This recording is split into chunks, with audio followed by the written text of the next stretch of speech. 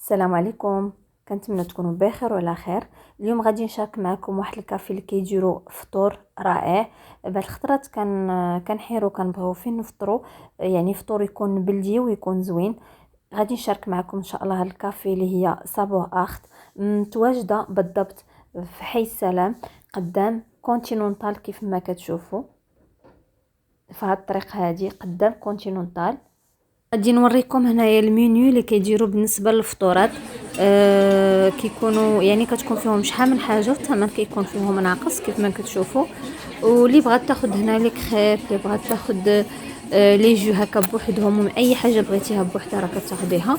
وبالنسبه للفطورات الاولانيه كيكونوا باثمنه صراحه زوينه، وكيحطوا لك فطور مزيان. بالنسبه لهنايا عندنا الحسوه كيف ما كتعرفوا صراحه، كيكون فيها هكا الزعتر، كيكون فيها مهم غزاله الحسوه.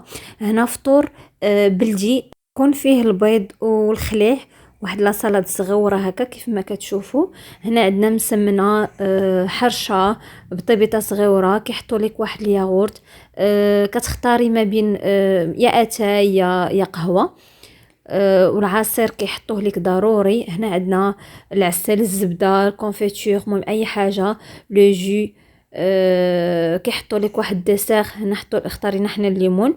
وبالنسبه لهذا فطور كلوب، كيجي حتى هو صراحه غزال، البنه فيه ما نعاودش لكم. وتا هو يعني اختارينا معاه لو جو، اختارينا معاه الكافي، ما غيحتاجش لنا دابا حتى من بعد. المهم هادشي اللي بغيت نشارك معكم، واللي جربت اي حاجه في هذا الكافي هادي تشاركها معنا، تعطينا الراي ديالها.